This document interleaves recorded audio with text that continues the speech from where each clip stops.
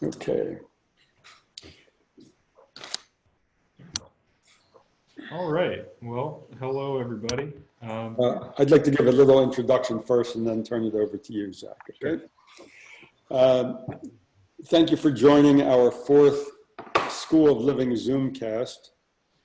School of Living's mission as a nonprofit educational organization is to explore challenges of living, hold land in trust for present and future generations, promote personal empowerment, and support the development of just and sustainable communities. While there is no charge for this Zoom event, we appreciate a suggested donation of $20 or as you can to help support the work of School of Living. Better yet, consider becoming an active member of School of Living, and you'll find a link for donation and membership in the chat box. Tonight's Zoomcast is tree crops, starting from seed, presented by Zach Effers. The presentation is being recorded for future viewing. Zach Effers looks to permaculture design and indigenous knowledge for strategies toward ecological resilience. Growing perennial food crops and guerrilla gardening are included in this movement. We encourage you to visit Zach's site, Nomad Seed Project, where he writes and shares his thoughts and studies of ethnobotany and his adventures gathering and planting native, wild, and perennial seeds. Please consider supporting Zach's work at Nomad Seed Project through Patreon. The link will be in the chat box. In this Zoomcast, Zach will be sharing his knowledge of growing trees and native perennial plants for food, land restoration, and ecological resilience. And over to you, Zach. Yeah, thanks, Jerome. Hi, everybody. I'm Zach Elfers, and yeah, how do I introduce myself? So I love plants, and I grow them, and I like to be around them. I like to smell them and look at them. I run a nursery, and I lease some land at the Horn Farm Center in York County, and I grow a lot of tree crops there. Persimmons, hickories, walnuts, pecans, plums, pawpaws, and I'll get all into that in the talk. But so to kind of continue the introduction, I've been really fortunate to learn the horticulture trade, so to speak, in my life. So I've learned some cool tips and tricks on how to propagate plants, and particularly trees in this talk. And I'll talk about some of the adventures that I've had exploring fruit and nut trees around the eastern United States, with some shout outs to friends of mine and the work that they do. And I'll also talk about some of the legacy work that's been done over the last century or so, that kind of paved the foundations of permaculture, like J. Russell Smith's book Tree Crops, the John Hershey remnants in Downingtown, Pennsylvania, and so on. So at this point, so I'm sharing my screen. Can everybody see my screen? Okay. Good. So I can start scrolling here. So, tree crops. It's such a big topic, but here in the eastern United States, or the eastern North America, I should say, or maybe even eastern Turtle Island, we are really blessed with an abundance of tree crops. This is one of the world centers for biodiversity in terms of fruiting nut trees and fruit trees. So we have a huge diversity of trees that we can work with, and many of these trees, I've sadly realized, are far less known than they should be. There's so much in our ecosystem that is just so giving and generous and wonderful for us to eat and for us to enjoy. So this picture here is an American elm, which in itself isn't a tree crop in that it doesn't produce an edible fruit or nut, but it's such a beautiful tree. And I just kind of wanted to show a spectrum of what's possible. This is like the wild forest, right? You find a beautiful tree in the forest.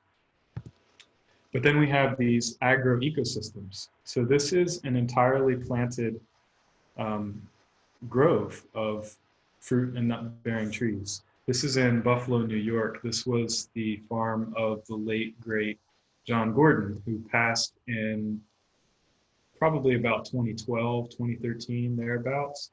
But fortunately, he put a conservation easement on his land, and he has 10 or 20 acres of forest that looks like that, and you can just.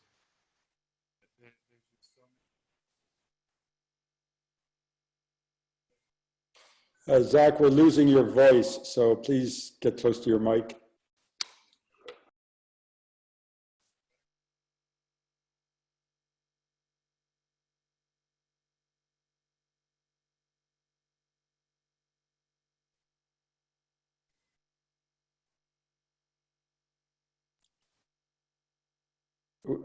Zach, we've lost your voice. Hold on here. You're coming back now. Can you hear me now? Yes. Okay. Sorry for the technical difficulties. Anyway, so we're looking at a spectrum here from what we can call the wild forest, exhibited by this beautiful elm tree, to the kind of in-between place. It's a created forest, but it still has a very wild and rough look. And then we go into the farmscape, where trees are planted orderly in rows. This is out in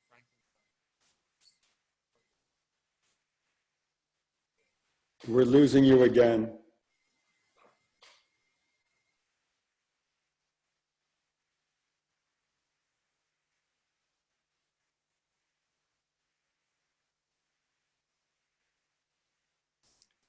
We've lost your voice again.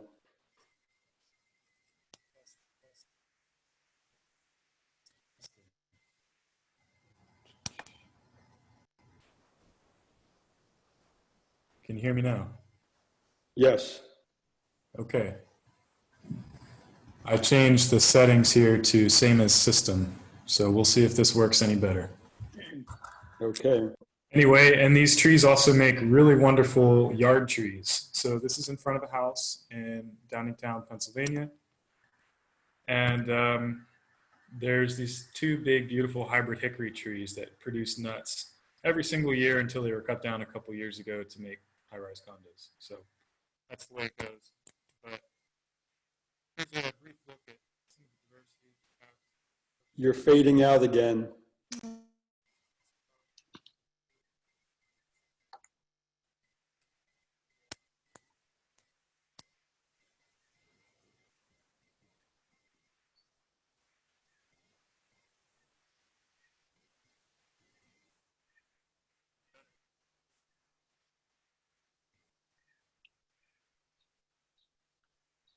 Hello, testing.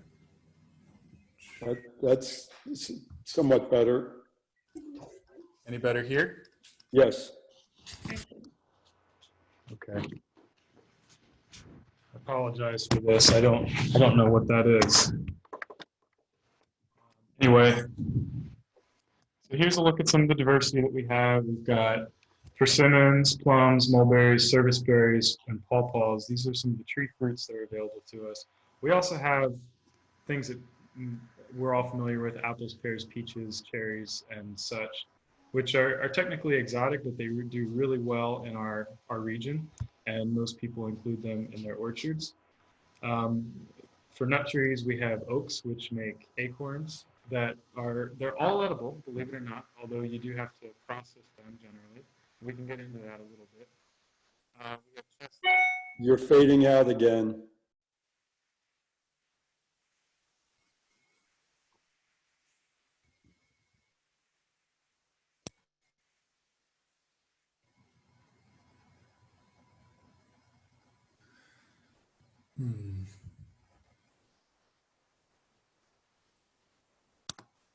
How about now?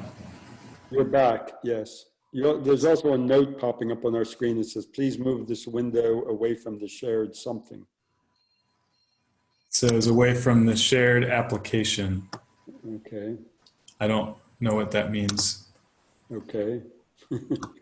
Well, your voice is better, so Okay. that's good.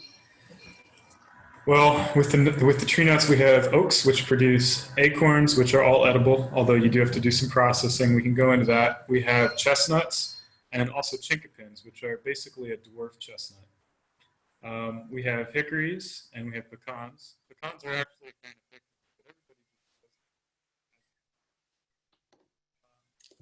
but Again, your voice has faded out. Do you have any kind of control over this? Might be possible to call in on a phone for the audio. That's a good idea. Do you have a phone available you could use to do the audio portion? I think, okay, I'm going to join on my phone and I'm going to mute my mic on my computer. Excellent. Okay, Yep, that'll fix it. good. Just give me a moment here. Okay, sorry about this, folks. Going.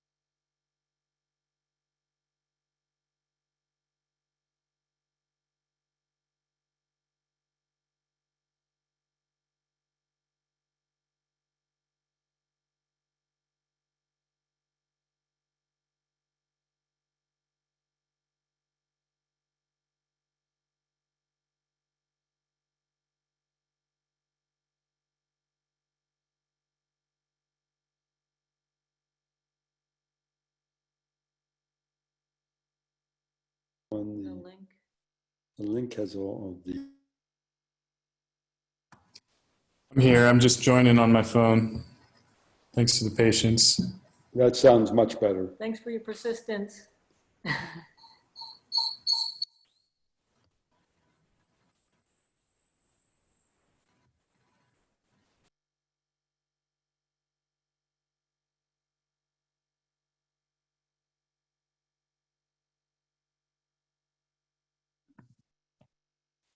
Okay, so let's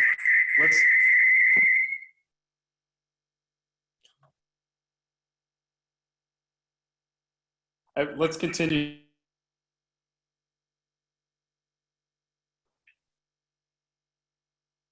Can you hear me? Hold on a second. Make sure that you mute your computer. Something it keeps switching back and forth. Yep.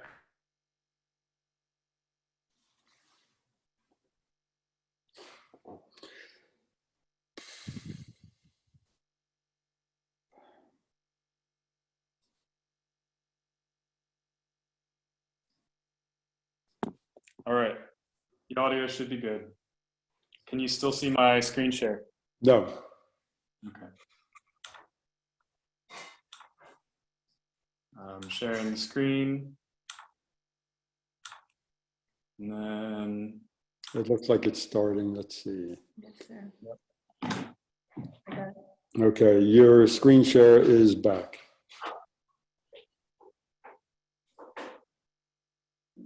all right.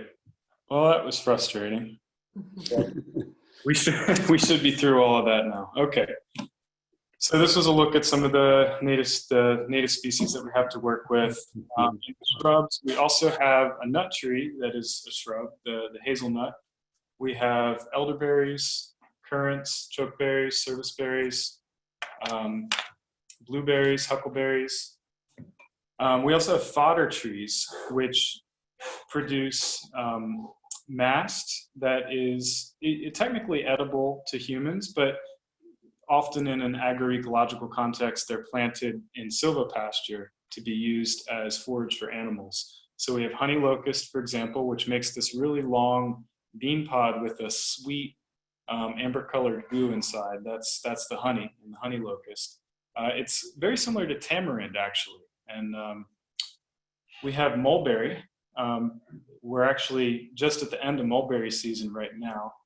Many of you might know mulberries. Maybe you've made mulberry pie or had some wild mulberries.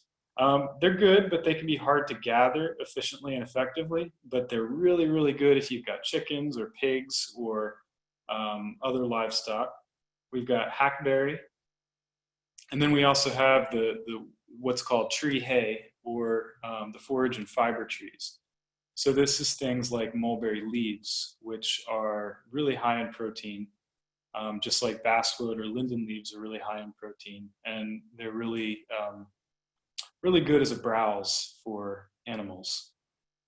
Elm is similar. Lots of, in a silvopasture context, elm trees are really good for planting as forage.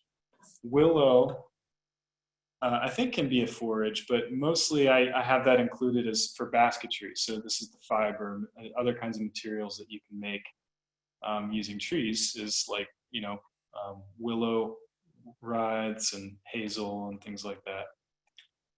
So here's some persimmons. This is our Native American persimmon, and they're incredibly productive and abundant and delicious. They're known as sugar plums. So I'm going to give a quick overview of a bunch of different native tree crop foods that we have in our region, just to introduce you to them. I'll go into their propagation. That'll be the second half of what I do, is the nursery stuff. For those of you who might not be familiar with the persimmon, I really hope that we can all find a way to change that and get you into a situation where you can try these, because they really are delicious. One of the things that is really great about persimmon from a nutritional standpoint too is that they're very high in carbohydrate content. They have 3 times the carbohydrate content of pears, twice the carbohydrate content of apples. And what this means is that they're very nutrient dense.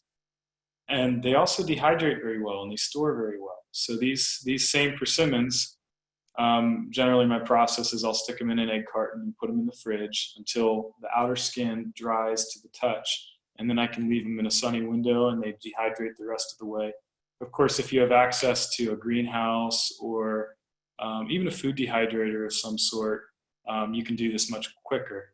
But once they're dehydrated like this, they're kind of like dates, and they store, I wouldn't say indefinitely, but probably for years if you store them right. I mean, after they're dried, you could also freeze them for extra storage. So persimmon has a really good advantage in our region, because not only is it abundant and delicious, but it's very easily stored and it has high nutrient density. The other thing you can do with persimmons is you can squeeze them and extract the pulp, and you can use that in fruit leather, in smoothies, in ingredients, and all kinds of other things. So yeah, persimmon is one that I like to turn everybody on to. They can get to be quite large in size. So I've got pretty big hands, and that persimmon is, a pretty big one. That's probably about 2.5 inches, maybe even 3 inches across. And the persimmon trees are very beautiful. This is one that's at the Pennsbury Manor, which was William Penn's estate in New Jersey. This is probably a champion tree for the state. And that's my friend Max Pascal at the base of it to show its size. And then black walnuts. So there's a huge amount of free food everywhere every fall, and it's called black walnuts. Most people love it if you can clean them off of their driveway, off of their yard, off of their sidewalk. Unfortunately, a lot of people treat this thing as this tree as a nuisance, because the nuts are so big, they're heavy, they fall everywhere, and they're green, and then they rot and they turn brown and black, and they're juicy and squishy everywhere. But if you gather the nuts and you clean them off and you crack them, which admittedly they do have hard shells, but it's not too hard to get a walnut cracker or a general nut cracker, and you can go to town on these, and they're very delicious. They have a more complex flavor than the walnuts that we generally think of, that we get in the store, like the English walnuts, also known as Carpathian walnuts. So these native black walnuts have a more complex flavor, but they also have more nutrient density. And if you buy nuts in the store, there's also a high likelihood that they're rancid because they've been in packaging for who knows how long. And, you know, all food has a shelf life. So one of the advantages of collecting your own nuts is that you can eat them fresh. This is the butternut, which is, so the black walnut is Juglans nigra, and the butternut is Juglans cinerea. So it's in the same genus. It's a sibling. These are siblings of each other. You can see the shape is a little bit different. The butternuts are more of a football shape. But you can crack those too, and they're really delicious. They're very high in polyunsaturated fats. Maybe that's part of the reason why they call it butternut. Eating these is almost like eating butter. And then there's all kinds of hybrid walnuts. So this is an interesting one that was at the John Hershey farm in Downingtown, Pennsylvania, which, before I get too much further in this talk, I guess I should give some outline on that. So in the early 30s, John Hershey was appointed head of the Tennessee Valley Authority in 1936, and they worked down by the Norris Dam in Tennessee. He headed up the tree crops division. He was appointed by Franklin D. Roosevelt, the president at the time. And this was at the height of the Great Depression, and people were really thinking about the way we do things. You know, this is the time of the Dust Bowl and the Grapes of Wrath and all of that stuff. And it was a real crisis for American farming. So along came this guy, J. Russell Smith, who was a professor at the University of Pennsylvania. He was a geographer. And he had traveled around the world to China and Asia and Europe. And he had studied these tree crop systems that had been in continuous use for hundreds and hundreds of years, many, many generations. And some of these trees were 600, 700 years old. I think even in Italy, there's a chestnut tree that's like 3,000 years old on the side of Mount Etna. And sure enough, it's still dropping a crop of chestnuts every single year. So J. Russell Smith had studied these systems. And so he wrote a book about it, and he called it Tree Crops, A Permanent Agriculture. And if you fast forward in time to the 60s, when Bill Mollison in Australia was coming up with the idea of permaculture, he really borrowed that language from J. Russell Smith, who originally used that term of permanent agriculture. Now, John Hershey was a protege of J. Russell Smith. John Hershey was from Downingtown, Pennsylvania. And so in 1936, he goes down to the southeast, and he's basically experimenting with all these tree crops, and he's planting them out in vast orchards. And it's a really exciting time for tree crops in the United States. Fortunately, he developed cancer, stomach cancer, and he had to resign from his position and appoint somebody else there. He wasn't able to head it up anymore. So he went back to Downingtown, but he brought all of the germplasm with him that had been discovered all throughout the Southeast through contests and articles in the newspaper asking farmers if they had notable edible trees on their land and things like that. So John Hershey, through his Tennessee Valley Authority connections, was able to assemble this huge arsenal of germplasm, and he took it back with him to Downingtown, Pennsylvania. Him and his wife got a farm up near Guthriesville. I think it was 72 acres, and that was in 1945. And he lived until 1967. And all during that time, he ran what he called America's #1 tree crops farm. And he was really one of the big innovators and pioneers of what we think of not only as permaculture, but even contemporary agroforestry. I mean, in the 60s, he was doing really advanced things that we hear about today from folks like Mark Shepard. So John Hershey was planting rows of fruit and nut trees in diverse polycultures. And then in between the rows of trees, as the trees grew up, he was doing alley cropping. So he would grow corn or barley or wheat or something. And then as the trees grew up and shaded out that alley space more and more, he would just cut back production and transition into full-on tree crops production. John Hershey was also a member of the biodynamic scene. So he was a member of the Biodynamic Society. I forget the exact name of that, but so he talked with the Rodale Institute, the Pfeffer Institute. He was very well connected. Supposedly he was even connected with Rachel Carson and may have been an influence on Silent Spring and all of that. So why I bring up John Hershey is that sadly, after he died in 1967, there were efforts to preserve his farm, but by the 80s, a developer bought his farm and they turned it into a housing development. But fortunately, they left many of the trees in common spaces, in front lawns and things like that. Basically, if the trees weren't too in the way of the construction, they didn't cut them down. So there's still a lot there. And Dale, who's on this call, and our friend Max Pascal, and a few others like Buzz Ferber in Vermont and myself, we were introduced to this place probably about 3 or 4 years ago. And it really opened our eyes to what was possible, because it's really, I mean, it's essentially a 90-acre food forest. I'm sorry, not 90-acre, 90-year-old food forest. Because there are remnants in Downingtown that John Hershey had planted in the 20s, even before the Tennessee Valley Authority. He'd been at this for a long time. So, in permaculture, we talk about planting these perennial trees that can take like 100 years to grow to maturity. And here we have a 90-year-old example. So that's really special. That's really exceptional. And so we've done a lot with collecting the seeds of these trees and propagating them and kind of keeping that legacy alive. So anyway, this picture that you're looking at that I haven't talked about yet, this is chestnut. These are Chinese chestnuts. The burrs are on the tree. They're green, so they're not quite ripe yet.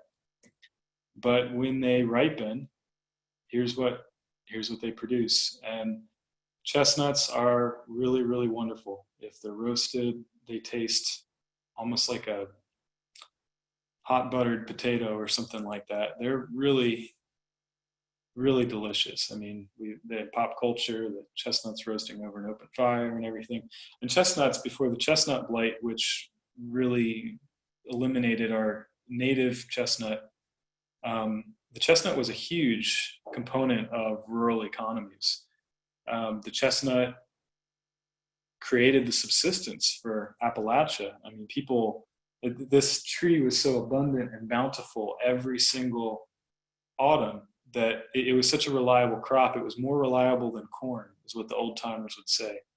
And so people would go into the woods and they would scoop up the chestnuts by the bushel.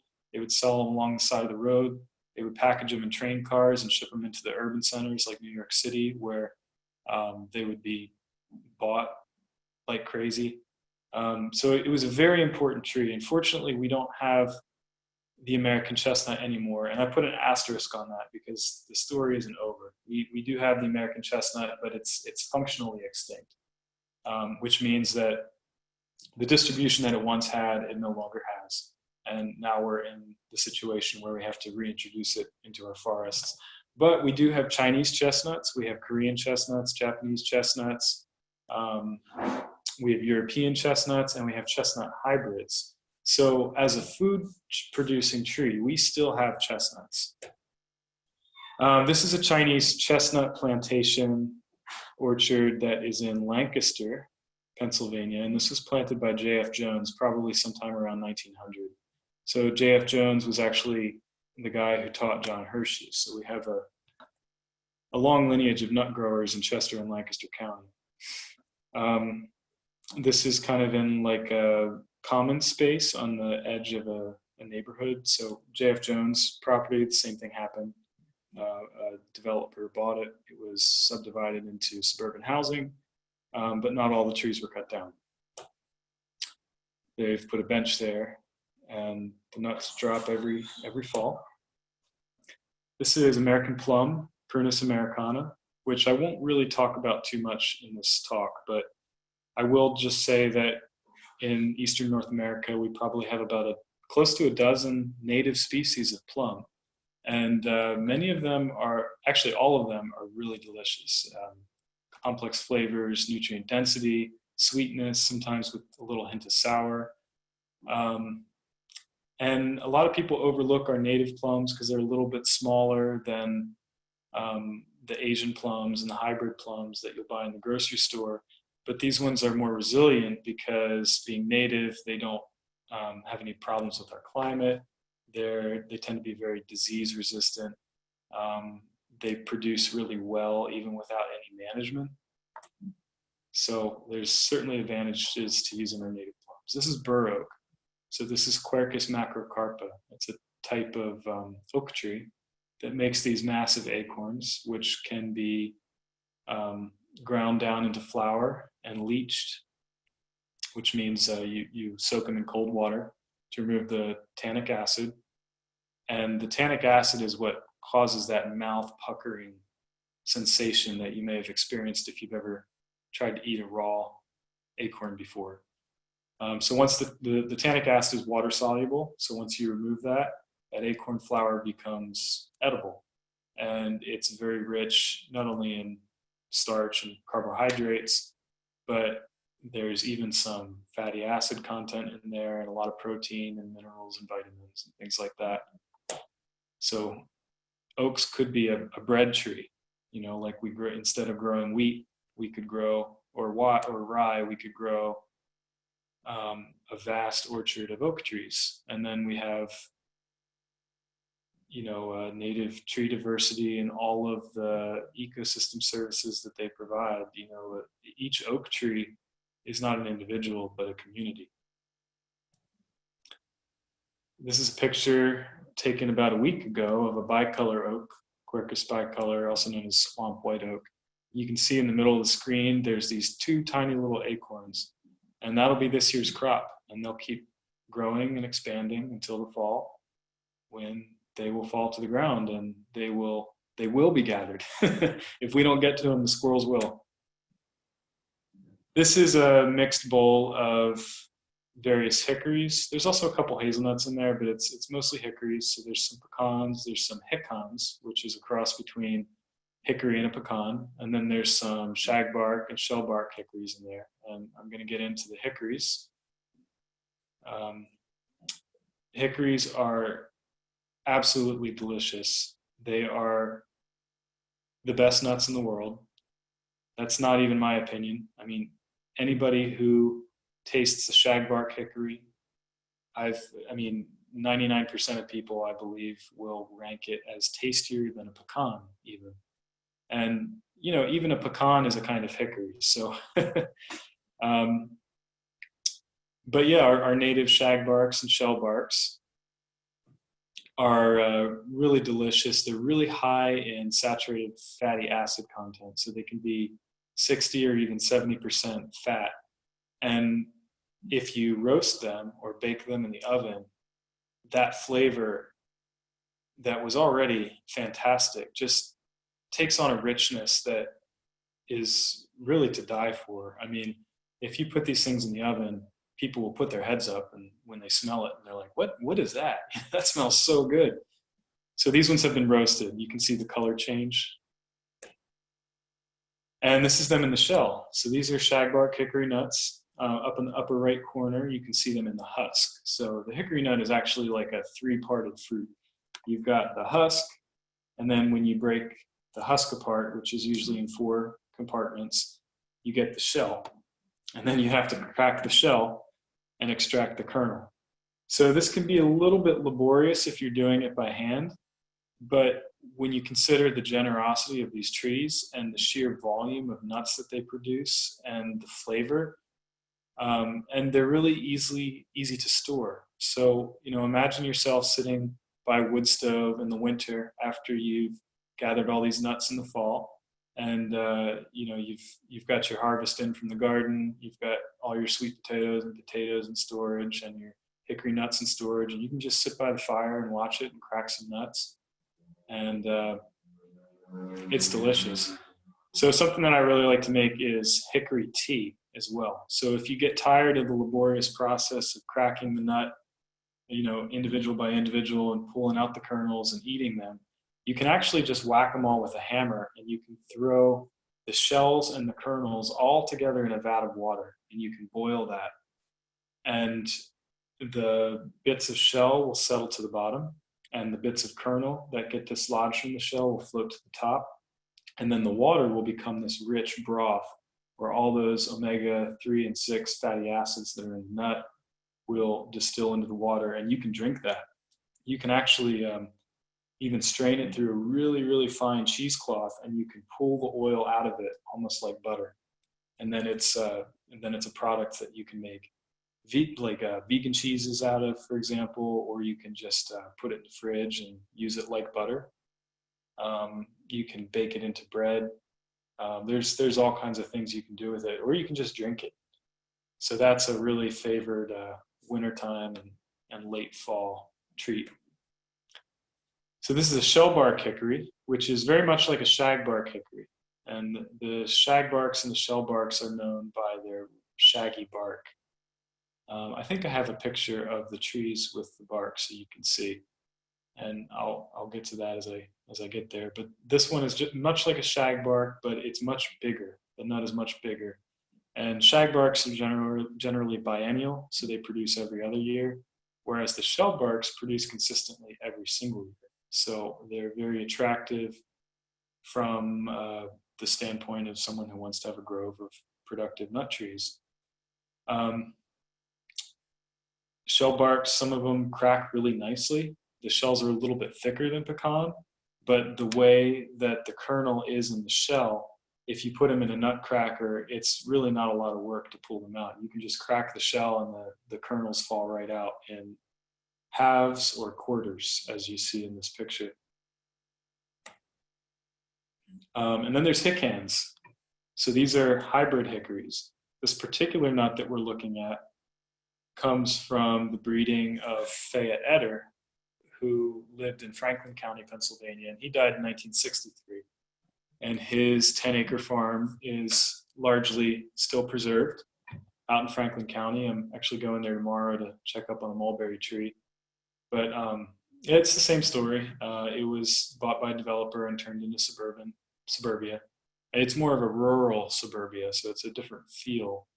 But fortunately, they did leave a lot of trees. So, about half of it's been lost, but half of it's been preserved. This nut that we're looking at is a cross between a bitternut hickory, a shagbark hickory, a shellbark hickory, and a pecan. So it's a 4-species hybrid. And this makes one of the best hickory nuts I've ever seen. And I'm going to skip forward here so you can see what it looks like cracked open. The Eder hican is the one in the middle. So it's a pretty large nut, and it's very, very thin shelled. It's about as thin shelled as a pecan. And the nut falls right out of there when you crack it. It's got a delicious, complex flavor. And it bears every single year. It's very resilient and reliable. And, the fact that it's a 4-species cross really shows the potential of these trees. Now, when I get into chestnuts, or if anyone here is interested in chestnuts, you've probably heard of hybrid chestnuts where Americans are crossed with Chinese. Sometimes Americans are crossed with Chinese and also with European and also with Japanese. So you get 4-species crosses in chestnut, and it can get even more complicated than that. And often the hybrid trees, because of hybrid vigor, they have larger nuts, thinner shells, more productivity, more versatility, more adaptability. So this is really like, you could think of it in another lens as this is the cutting edge of evolution. because this is it's so novel in what's being expressed here. So yeah, I could geek out about the breeding side of this all day, but I'm gonna move through that. This is Granger. So this is a shagbark hickory, and this is considered one of the best cultivars that we have of shagbark hickory trees. Really thin shells, really delicious nut, produces every single year. Most shagbarks are biennial, but this one produces annually. This is Hale's paper shell. This is another shagbark. This is actually the very first hickory cultivar ever, from 1870, from a man named Henry Hale in Ridgewood, New Jersey. This was a wild tree on his farm, and he sent scion wood all over the country trying to get people to propagate it. Nobody had propagated hickories before because he knew that this nut was so exceptional, it just needed to be preserved beyond the life of the individual tree. This cultivar was lost until I rediscovered it last year in a small farm in Lancaster, Pennsylvania. So this is, as I showed before, the Ederhican is the one in the middle, but on the left and the right, well, on the left we have a shellbark hickory. That's the cultivar Richmond Furnace, which comes from Franklin County in the wild. And then on the right we have J. Yoder #1, which is a shagbark cultivar that I think comes from Ohio. This is Henry shellbark. So this is an interesting photo I wanted to show you because it shows the nature versus nurture thing. So in 2018, we had a pretty wet year. We had a good amount of rainfall. And in 2019, last year, we had a drought. So this tree produced nuts both years. You could crack them out, you could eat them, they were delicious. But in the wet year, the nuts were substantially larger than they were in the dry year. This is another Hican. This is Dooley seedling. They're just so, these nuts are so beautiful. I really want to turn everybody on to them. And coincidentally enough, this is actually Dooley seedling this year, but it doesn't matter what the name of this tree is because the important thing is that this is a hickory tree. So much like an oak tree, it has catkins, and those are those tassels that are hanging from the branches, and those produce male pollen, and the pollen blows on the wind. Corn is actually wind pollinated too, but with the hickory, it's got this pollen that blows on the wind, and then it will land on the female flowers, which when fertilized become nuts. So up above the catkin tassels, you can see a little cluster of baby nuts that are forming. And that's really exciting because it means that in the fall, we'll have something to eat. If we can beat the squirrels to it. This is McAllister Hican. So this was what they call an F1 cross, a cross between shellbark hickory and a pecan. Now, when I say this is a cross, nobody actually did this cross. This isn't the result of controlled pollination. This is a natural cross that happened in the wild. And back in the 20s, I think it was in Missouri, somebody found this tree. They realized how exceptional it was because these nuts are huge. I mean, you can see the ruler there for size context. This is actually the largest nut in North America. This particular cultivar is the largest measured nut in North America. And people found this tree in the wild, they grafted it, and now it is propagated all over the place. It's basically a giant pecan. Because of the hybrid vigor, because it's an interspecies cross, you get the thin shells of the pecan, the large size of the shellbark hickory, but you get an interesting mix of traits. There it is next to my hand, or in my hand rather. And this is the tree. So this is McAllister Hican, and this was in Downingtown, Pennsylvania at the Woodbine site, which this tree was cut down last year because they're making high-rise condos. Philadelphia keeps invading further and further east. So It's a really sad story. We did talk with the developers. We did manage to save, I guess, 4 out of 30 of these trees. So it's not a total loss. We did what we could, but I take it as inspiration to just keep planting and just keep getting more of these trees out there. And this was grown in the middle of a field. It's a massive, massive tree. It probably had an 80-foot spread. It was 80 feet tall. Huge, huge tree. And this is a picture of it up close. All the branches looked like this. And this is McAllister Hican, which is North America's largest nut. And you can see them on the tree, just ready to ripen for the fall. This is the same cultivar, but it's a different individual tree. So this is the base of the tree. You can see the graft scars. So you can see the shaggy bark on the top. That's typical of shag bark and shell bark. But then you see where the roots are. The bark looks a little bit different. It's a little less rough. It's a little bit more refined. It still has a coarseness to it, but the rootstock was probably a pecan. And then pecan is considered a really good understock for grafting. And I'll get into that later. This is a pecan.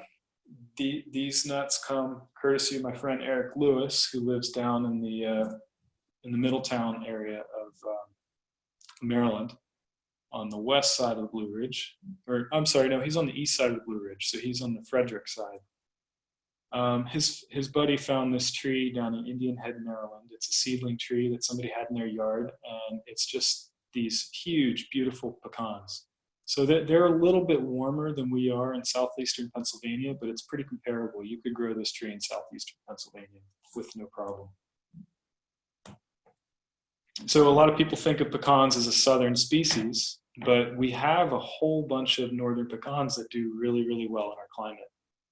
So pecan is something that we can grow. This is a picture of them ripening on the tree. It's just so beautiful, the green, the deep green foliage at the height of summer. Actually, this would be late summer. This is probably early September or something like that. Then we've got honey locusts. So this is a honey locust pod that my friends and I call Big Fatty. You can see it's almost about a ½ inch thick, filled with that goo, the amber goo that's the honey locust. You can chop the pods up and boil them in water to make almost like an apple cider flavored drink.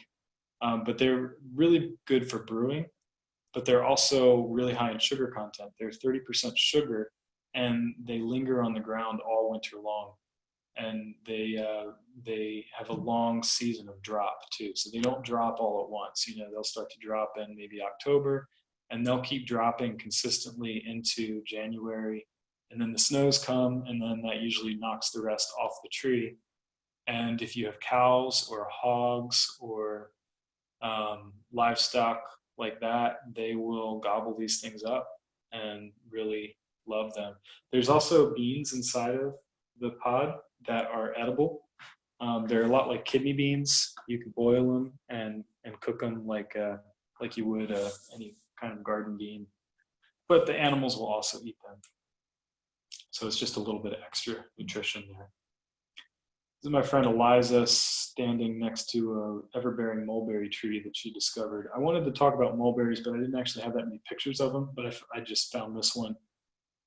So I'm not really going to talk about mulberries too much. I think they're pretty easily recognizable trees when they're in season, which we are coming right out of the season right now. So there's still a lot of mulberries to find, but they're starting to taper off in their fruit drops. So yeah, look up mulberries on the internet. You can find tons of pictures.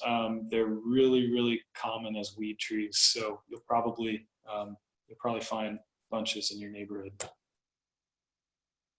These are hazelnuts. So these are actually all hybrid hazelnuts. We have a Native American hazelnut, which is a little bit smaller and has a thicker shell. So it's generally considered less desirable from an orchard perspective. Although if you're interested in native biodiversity and things like that, the native hazelnut is really, I love it. should be planted everywhere. It's really a beautiful tree just in terms of the aesthetics of its foliage, but also it produces an abundance of nuts, which even if people aren't gathering them, they're incredible food for wildlife, from squirrels to turkey alike. These are hybrid hazelnuts, so they're generally a cross between American and European, and they're disease resistant. So we have trouble growing European hazelnuts here in the eastern United States because there's something called Eastern filbert blight, which is hosted by our native hazelnuts, and it affects European hazelnuts. So recall what happened with the chestnut tree. We brought Asian chestnuts over to the eastern United States, and the Asian chestnuts hosted a chestnut blight that didn't affect them, but when it infected the American hazelnuts, it was devastating. So it's the reverse situation with our hazelnuts. Our native hazelnut hosts a pathogen that doesn't affect it at all, but when it gets introduced to European hazelnut trees, it's pretty devastating. But we get around that by growing hybrids. And if you know Nutella or hazelnuts from the store, this is the same thing. We really have a good climate for growing hazelnuts, and there's a lot of growing demand for hazelnut in the world right now. So if you want to get into tree crop farming, hazelnut is probably the single best start. And the reason why is, one of the biggest reasons why is because they're very precocious. If you plant a hazelnut from seed, it'll start producing in 3 or 4 years. By the 5th year, it will be producing consistently with high crops. So, in terms of quick turnaround, you really can't go wrong. By contrast, planting a chestnut tree, it could take 12 years before you see your first nut. If you plant a hickory tree, it could take 20 years before you see your first nut. So these are much longer term investments. The hazelnut is a lot more short term. So I'm going to get into a little bit of the propagation.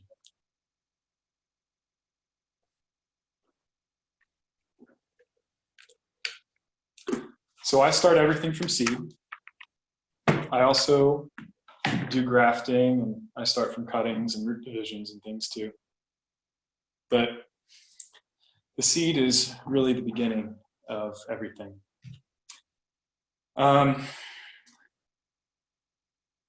The nuts that you gather for food are also your seed. And if you gather persimmons for food, the seeds are inside of the pulpy flesh. So that part of it's really basic, but you do need to understand how to store the seed. I like to put it in Ziploc bags, because if the seed dries out, it can lose viability. And that's true for hickory, it's true for black walnut, it's true for hazelnut, it's true for persimmon. So I keep all my seed in bags. You can put it in the fridge if you want, or you can bury it in the ground in like a metal tin or something to keep the squirrels out. This is a picture of my nursery. It's really a weedy mess, but this is a good moment where it looks fairly organized. You can see the nice rows of trees there coming in. Now I grow things very, very densely. So a lot of people like to grow trees in pots, and I've learned from experience to never grow trees in pots again. I grow them directly in the ground. And to put it in context, or with an example, if I put a persimmon seed in a pot, that persimmon tree might grow 6 to 10 inches in the first year. And by the second year, it might grow another 6 to 10 inches. So after a couple years, you have a tree that's maybe barely 2 feet tall. Whereas if I plant the persimmon in the ground, even with high density where they're 3 inches apart, those trees will grow 2 to 3 feet tall their first year, and they'll be a 1/4 inch fat, a 1/4 inch thick in caliper, and they'll have taproots that go down 18 inches. So, it's just light years of difference. So the picture that we're looking at is shellbark hickory.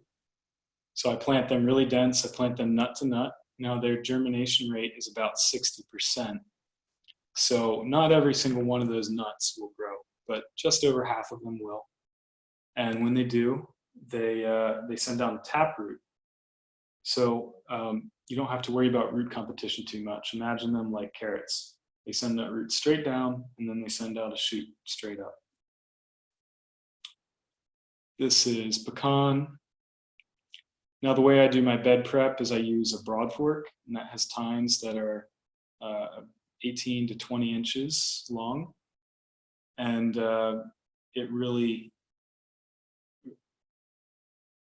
makes a quality bed, because it's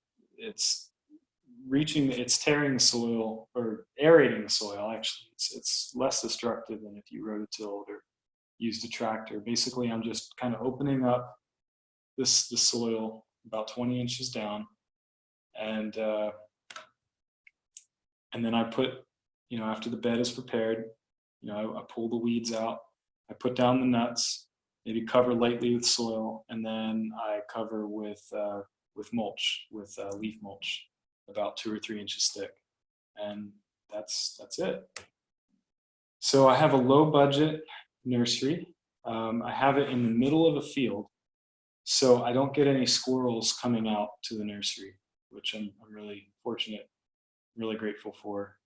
If you live in an area where there's high squirrel pressure, you're going to have to come up with some other tricks, and that might be covering in hardware cloth. It could be patrolling the area. It could be having a dog or something to, scare the squirrels away.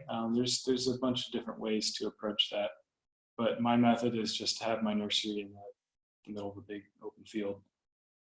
This is chestnut.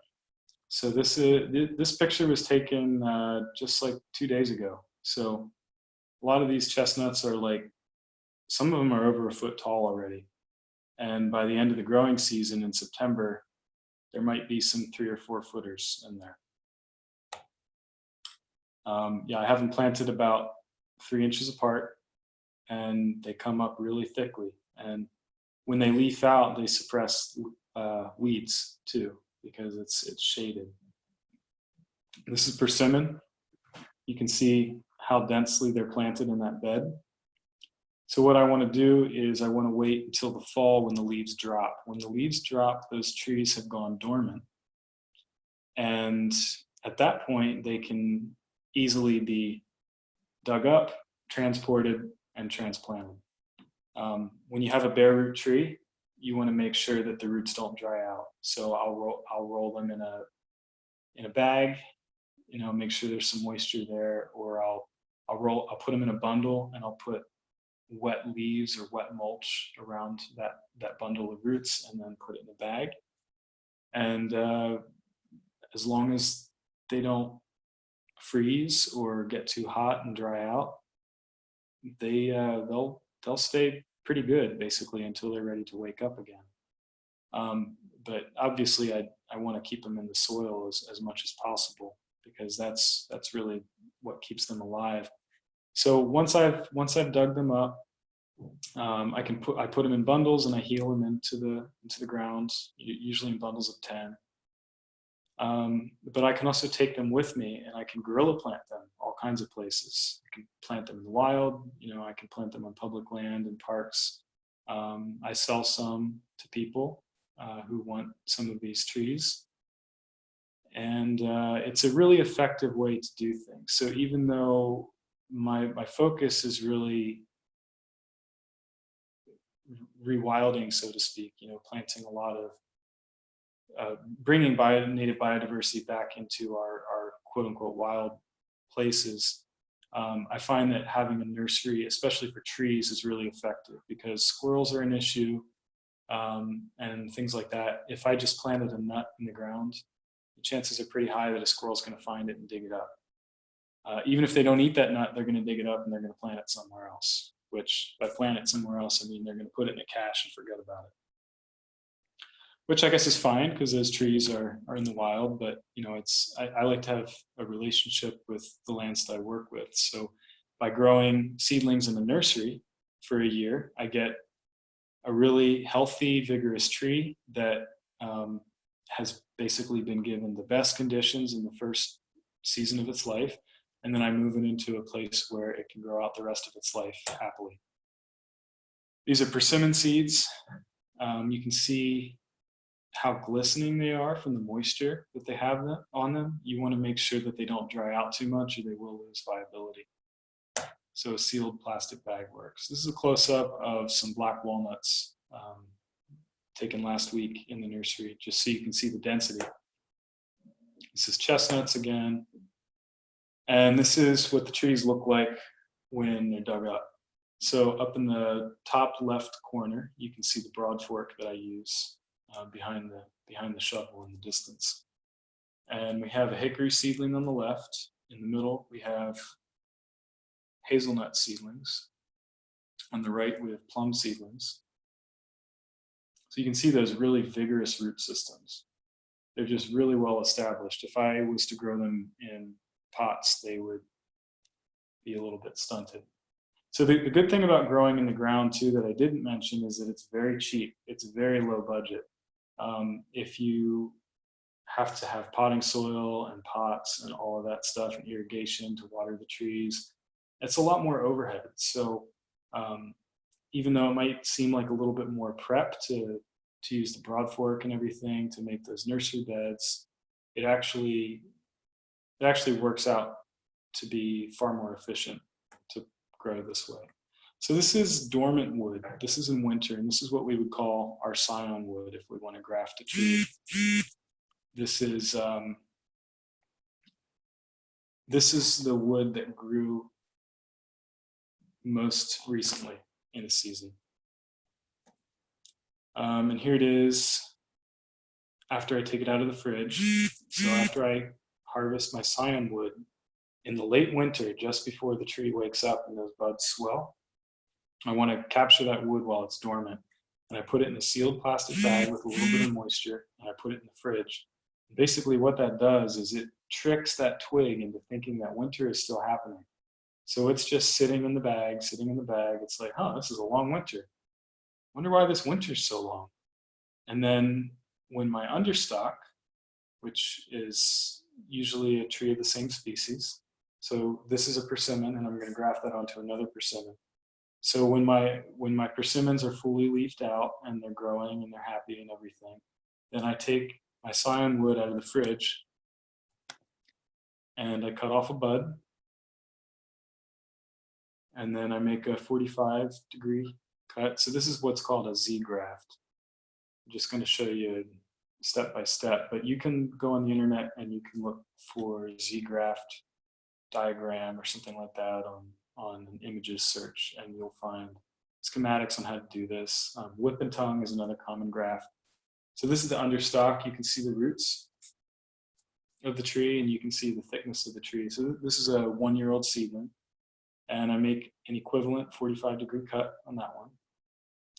And then I peel back a flap on the understock and a flap on the bud, and I put them together so that they fit together right. You can see the Z there, that's the Z graft. And then I cut off the flaps, wrap in tape, stick it in a bucket of water so that those roots can get some love, and then I heal them into the ground. And then a year later, that graft scar heals over and the tree continues its life. So this is some mulberries that had been recently grafted. So imagine you take that scion wood out of the fridge after its extended winter, let's say, and then you put it on an actively growing tree of the same kind. And then suddenly that branch, that scion wood, experiences warm temperatures. It's feeling all of this energy coming into its tissues from the roots. And it's like, oh, great, now it's time to wake up. So it wakes up and it leafs out. That wound heals over. And this is how everything from apples to peaches to pears to plums to mulberries to persimmons to hickories, this is how they're propagated only if you want to keep a particular variety alive. You can also just grow them from seed, and I'm a big believer in growing things from seed as well. This is a fresh hickory graft that's just starting to leaf out. And if you want to know more about hickory trees or see some beautiful nut groves that some Pennsylvania elders have been growing, you can go to this first link at the Woodlanders website. Episode 28 had some really, just really beautiful footage of hickory groves in our region. The second link is to a YouTube playlist that I made while I was exploring the remnants of Fayette Etter's nursery in Franklin County, if you want to see what that looks like, what some of the trees are like. So here's some resources and other nurseries. We've got Perfect Circle Farm in Vermont, which is run by Buzz Ferber. Edible Acres in New York, run by Sean Dombrowski. We've got Twisted Tree Farm, run by Keith Silver. A few other nurseries here. The Northern Nut Growers Association is a really wonderful resource in all of this. And then there's the Pennsylvania Nut Growers Association. There's also chapters in New York and Indiana and Iowa and things like that. There's the North American Fruit Explorers. And then this is my contact info. I got an email address, phone number, nomadseed.com. My nursery isn't really very formalized yet, so if you're interested in inventory or trees that you're interested in, just send me an email. And I'm also on social media. You can find me on Facebook, Instagram, all that stuff. Anyway, so I just kind of want to open it up to questions. So, yeah, thank you. I can go back through pictures here. I'll just leave it at the end here. Yeah, I just want to mention that all the attendees can unmute themselves as necessary and ask questions. Everybody has control over that. Sure, and also this presentation is available for free. I can send you a link. I'll actually put it in a chat box here. Cool. Yeah, and also this whole presentation is being recorded, and you can contact Hello at School of Living, and you will we'll be able to send you a link for the presentation also, the video. But the floor is open for questions now.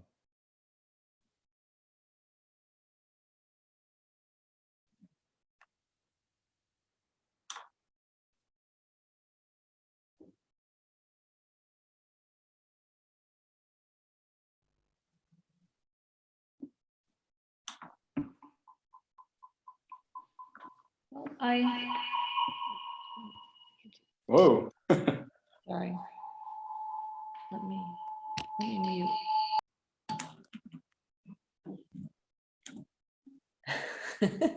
That looks weird. So I have a few questions. When you have that, the nursery thickly planted, you're controlled for squirrels. Do you control for deer as well? You having any Great question. deer? Yeah. So the farm that I lease at is a community farm. Really, well, this year they built deer fencing. So fortunately, I have that this year. To be honest, there's still some issues. The fence needs to be electrified, and some places it's only about 6 feet high, and the deer are occasionally jumping over. So they do come in sometimes and browse a little bit, but I'd say probably 80% of the deer are excluded. Last year, when I had the nursery there, the fence hadn't been built, so I built one myself out of fishing line. And what I did is I got 30-weight fishing line, and I put posts in the ground, about like every 15 feet or something, just cut branches. And I strung the 30-weight fishing line around those posts, because the psychology behind it is that the deer can't see the fishing line, and they're walking and then they bump into it. And because it's 30-weight fishing line, it doesn't really break when they bump it. It just kind of flexes, and they're like, "What was that?"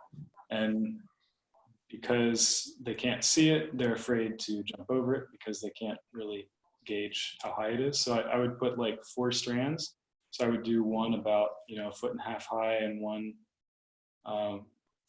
3 feet high, one 4 feet high, and one like 6 feet high. And that worked really well. It's also really cheap because 30 weight fishing line is like, I don't know, $30 for a 1,000-foot roll. So, I mean, it's a little bit of expense, but it's well worth it. Thank you. And when you're doing your planting, kind of, you've got these trees that are less than a year old, and you've got a bag of them, and you're deciding to plant them in different places, guerrilla gardening kind of. How do you go about that? You just bring your shovel along and just snap them in the ground? And because you're not preparing the ground at all, I would imagine you're pretty much just. Yeah, I have a tree spade, which is what I plant trees with.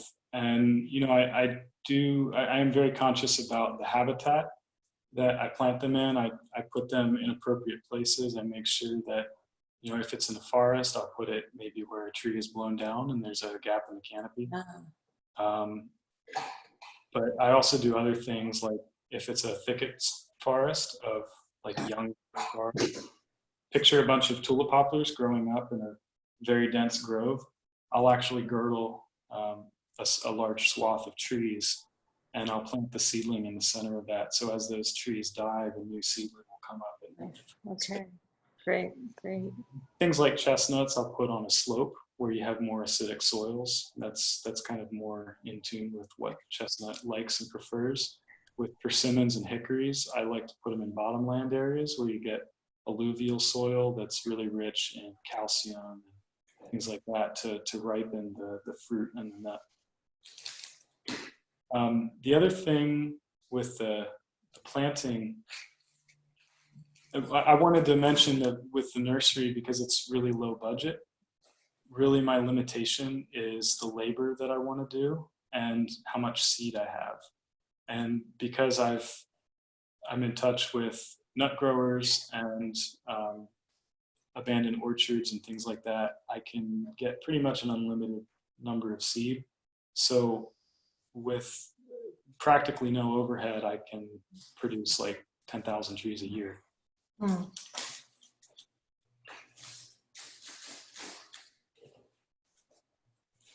And I really want to inspire people to start nurseries, because there's a real demand for trees right now. Lots of people are talking about reforestation, afforestation, agroforestry. And when one is equipped with the tools to have a low budget or even no budget nursery, it's really an effective thing for your community. Mm-hmm.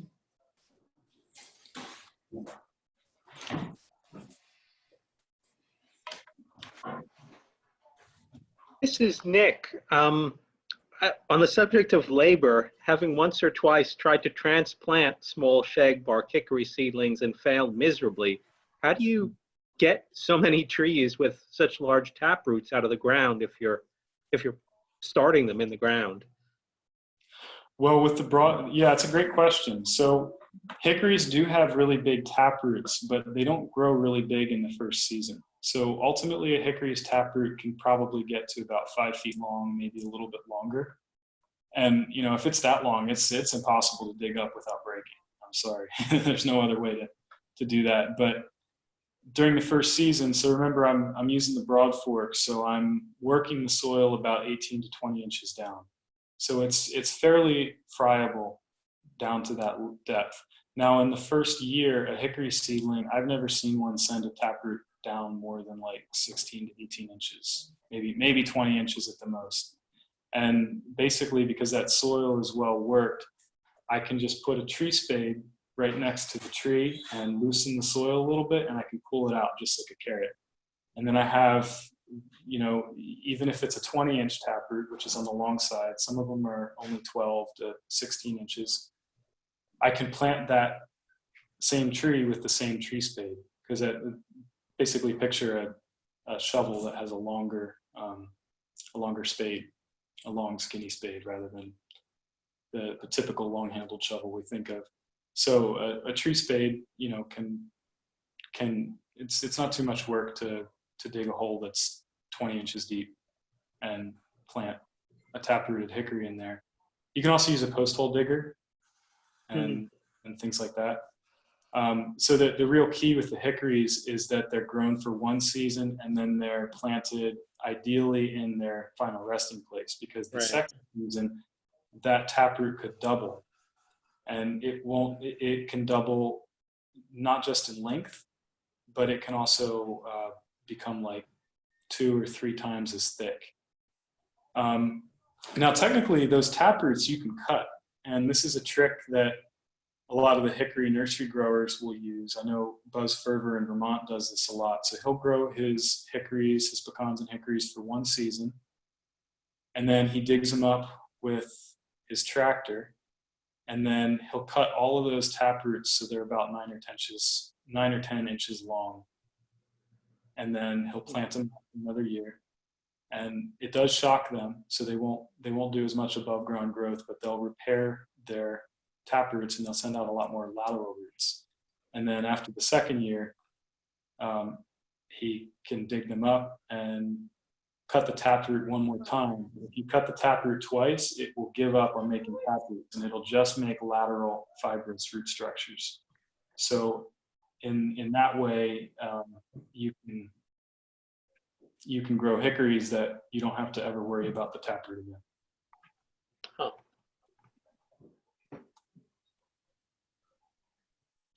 All right. I guess Also, mine was probably year 3. Yeah. So it's a little long. It's a longer term investment, but it's really ideal, especially if you're into grafting, because you know, pecans are really good as an understock, and you don't want to be grafting a tree that has a 3-foot taproot, and you don't want to be planting a tree that has a 3-foot taproot. And often, the hickory trees aren't really large enough to graft until like their second year. So by cutting the taproots, you make them more manageable for when they're ultimately going to end up in a pot as a grafted tree. Now, some of the bigger nurseries, they have this implement that fits on the back of a tractor's 3-point hitch. And basically it's like a giant blade that's shaped like a U. And it's like a subsoil blade. It's a subsoil knife. And they can drive over a bed of hickories and cut all of the taproots like 12 inches down or 16 inches down uniformly without actually digging them out of the ground. And then, you know, there's less root disturbance, and then they let them grow for another year and then dig them up. Very interesting.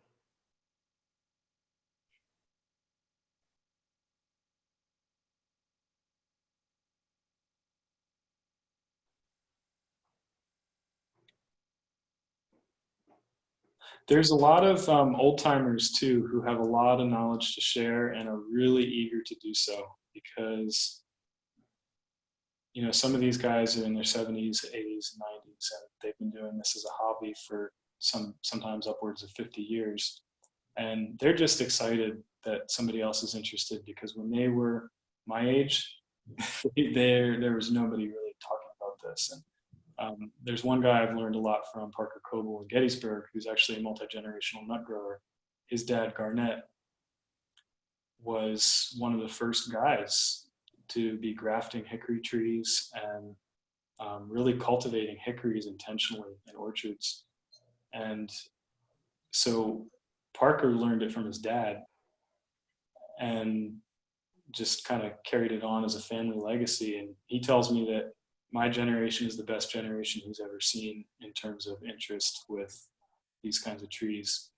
Because now he's like 80 and he's battled cancer 3 times, and you know, his trees have been planted since like 1963. You know, some of them, you know, they're huge, beautiful old trees that just produce so many nuts. And you know, he's a wealth of knowledge as much as those trees are a wealth of generosity. And you can find people like this through the Pennsylvania Nut Growers.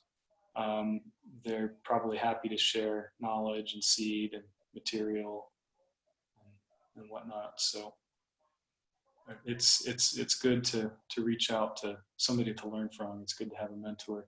I say this specifically because John Britton of Nolan River Nurseries just died like a week ago from basically a freak medical complication. He was only 70, but he was in great health. And you know, when someone like that passes, a lot of knowledge passes too. So tree crops are by their nature a multi-generational endeavor. So the reason, like I'm really standing on the shoulders of giants, you know, like the John Hershey that I mentioned, J.F. Jones that I mentioned, J. Russell Smith, Parker Coble, Bob Sipe, and outside of Reading. To put it in perspective, a hickory tree or an oak tree can live to be 600 years old. And it might spend the first 200 years putting on girth and height and mass and getting really big. And then for the middle 200 years, if you look at it, it might look like it's just hanging out. Like it gets a little bit fatter every year, but it's just a big, old, beautiful tree. The last 200 years, it might slowly senesce and die. It could be a 200-year-long process for an old growth tree like that to die.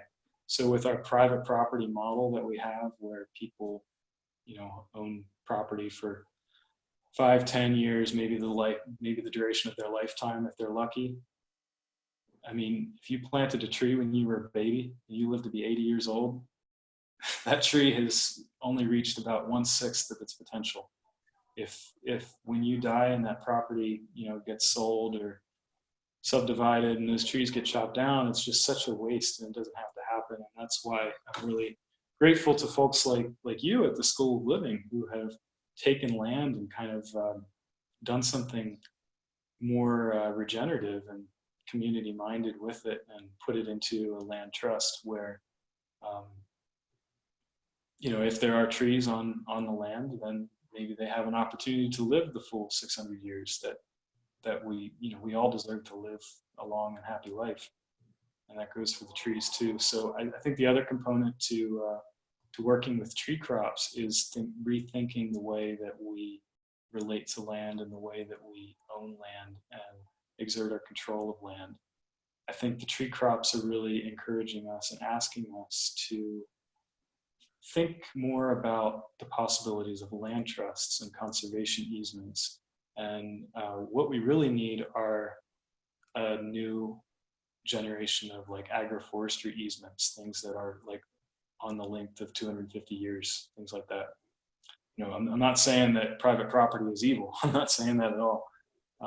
You know, we have, you know, we have to work with what we have, but it's good to find creative ways to kind of problem solve our end game, you know, the next stage of succession. Nature is all about ecological succession.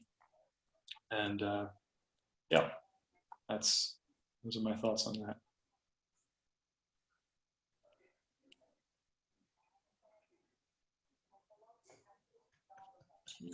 We have a little time to take a final question if anybody has any other questions for Zach. Zach, can you hear Hi, me? John. Yeah, good to see you. Good to see you. Hey, you might have already covered this, but I thought maybe you could speak to, just following up with what you're saying, is what who are you seeing? What kind of landowners, what kind of folks are doing tree planting, tree crop planting? Where is the interest, and what kinds of plantings are people putting in? That's a great question.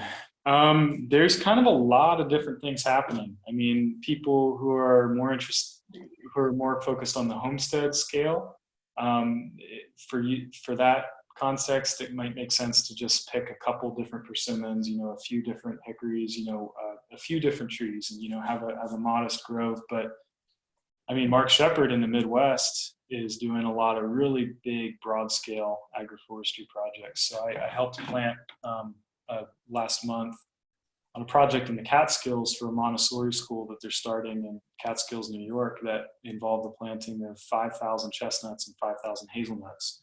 And as the Montessori school gets established, the kids are going to take over the management of those trees. Or at least that's what I've been told. I mean, when you do a venture that big, you really have to be careful, because I think with improper designing, it could be a management nightmare. And that's not to say that the trees are going to have any trouble, because the trees really just need sunshine and water from the rain, and they're pretty easy. But there are some pests that get attracted to the nuts, like weevils, which will bore into chestnuts. They'll bore into hickory nuts, acorns, and things like that. If you've spent enough time picking up nuts, I'm sure you've seen holes in them, and that's where the weevils have exited. So they don't always kill the nut. Sometimes those nuts will sprout after the weevil has escaped, but they do ruin the nut for food value. So if you don't manage the trees, or you're not able to properly manage them, the weevil populations can increase more and more and more. So that brings up topics of how to manage nut grows, which I didn't talk about, but I should have. I wasn't thinking about that. I'm a big proponent of prescribed fire, which fortunately we're starting to grow beyond the limited Smokey the Bear model, and we're starting to have prescribed fire legislation, and even rules and regulations for homeowners, things that you can do by yourself. And the advantage of fire is that it cleans up the leaf litter. It will basically burn the brush after it's gone dormant down to the level of the ground. So it makes gathering nuts really easy and efficient, because they're just sitting there right on the ground. And the weevils overwinter in the leaf duff. So by burning off that leaf duff, you radically diminish the populations of weevils. And if you look at the ethnobotanical history of North America, the Native Americans were burning to manage their nut groves. Most of our eastern native trees are very fire hardy. That goes for chestnut, oak, hickory, persimmon alike. Some other trees like plum and hazelnut and pawpaw are not fire hardy, but they coppice really easily. So the fire might top kill those trees, and then they'll sprout really vigorously from the roots in the following season. So that can even be thought of as a form of management, because with hazelnuts and things, if you never coppice your hazelnut bushes, they actually really diminish in production. They basically overgrow themselves. So yeah, but to really answer your question specifically, like who is doing this, let me think of names. Akiva Silver in New York, in the Finger Lakes area, is a really good guy to reach out to. He wrote a book called Trees of Power. So he's got a nursery that is almost the exact same model as mine. And I didn't actually base my nursery directly off the way he's doing things. I kind of did what I did because of what I had known from the people who have mentored me. But also, I think the low budget model is just, the way I'm doing it makes a lot of sense. And he's doing it the exact same way. So, they're parallel evolution, I guess. But he's a really good guy to reach out to. He's written a really good book. I see more and more interest in this kind of thing. And really, I would say that it's happening right now. And when things are happening in the present, it's often not documented very well, because when you read about things, it's generally things that happened 5 years ago or 10 years ago or something like that. So I really think the time is now. I mean, I interact with like agroforestry groups on Facebook, for example, and that's a good way to tap into who's out there and what people are doing. And there's so much happening all across the Eastern United States, all across the world even. It's really inspiring. There's There's a young guy in Illinois named Tanner Radig who's also growing lots of nut trees like this and planting everywhere. Nancy Clem in Illinois has been a really good advocate for this stuff. But aside from the old timers here in Pennsylvania and the region, in New York, there was John Gordon's nursery in Buffalo. He's deceased. There's John Hershey, he's deceased. There's Fayette Eder, he's deceased. My friend Jack Winieski is in Dillsburg, PA. He's a nut grower. He turned 90 this year. Bob Sipe and outside of Reading, he turned 90 this year. Parker Coble, he turned 80 this year. John Britton of Nolan River died last week at 70. So I guess I'm not really answering your question too specifically in like, who are all the young people that are doing this? I wish I could answer more specifically. No, it's Sorry. great. No, it's all right. It's great. Great to get your sense of what's happening out there. And it's hard to hear about these elders who are looking for more people to pass their knowledge along to. So glad you're there doing it.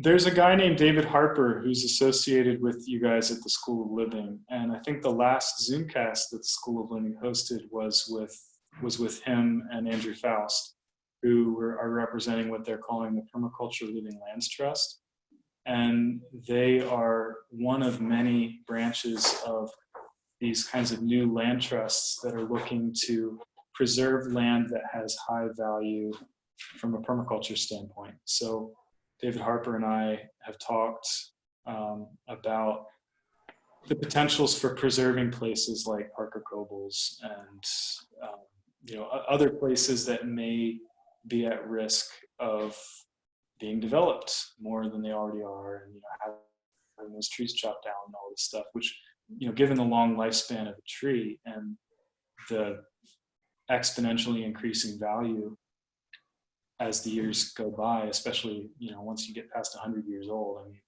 to put it in perspective, Parker Coble has a grafted shellbark hickory tree, which is the cultivar known as Keystone.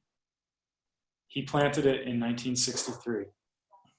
Last year, 2018, 2 years ago, it was a wet year. That tree produced 16 5-gallon buckets of nuts. This last year, 2019, which was a dry year, that same tree produced 25 5-gallon buckets of nuts. Right? So next year, is it going to produce 30 5-gallon? It's like, this tree is just hitting its stride now. A tree planted in 1963. So this is what we really have to understand if we want to have bioregional economies that are based around our native tree crops. We have to, it's not an option. It's a necessity. We have to figure out a different way to have long-term easements where these trees are protected. David Harper would be a good person to reach out to. There's also the Agrarian Trust and other trusts like that, which are less focused on tree crops and more focused on just conserving common land farm areas that are more accessible to all.